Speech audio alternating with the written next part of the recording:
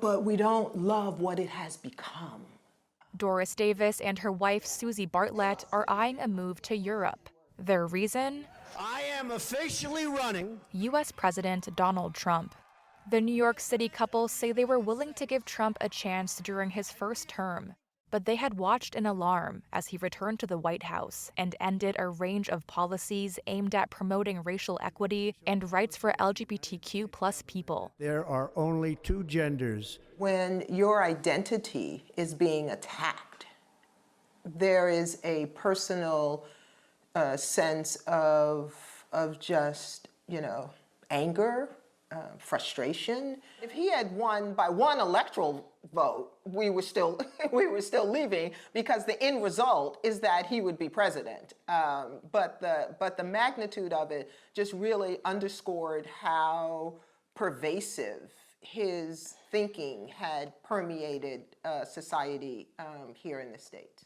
They are now working with an immigration lawyer to assess options in Europe. Davis and Bartlett are part of an increased number of Americans considering relocating, though the overall figures of those leaving remain quite small.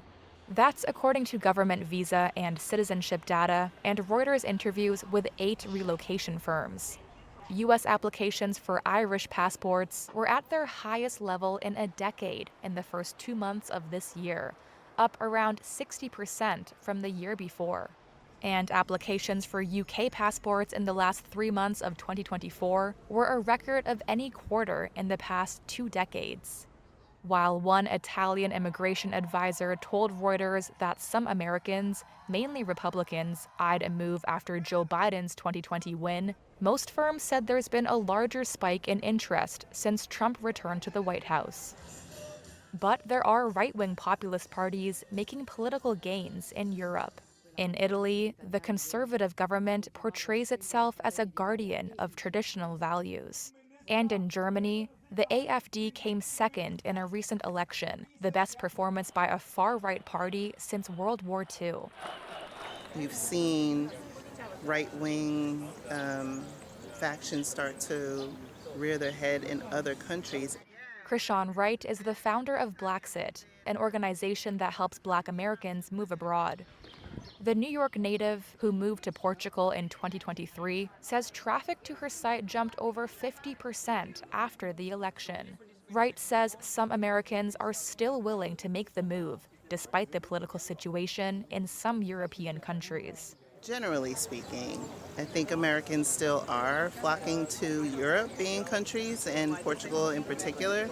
While there is a growing right-wing movement across many countries, that is troublesome. Nobody has a crystal ball in terms of how this is going to play out. But many hurdles exist for those looking to move. Relocation platform Relocate.me said difficulties in securing jobs abroad, restrictions on remote work, lower salaries in Europe, and the U.S. tax system are among the obstacles. And some Europeans, already struggling to cope with mass tourism and a housing crisis, have turned against the arrival of more Americans.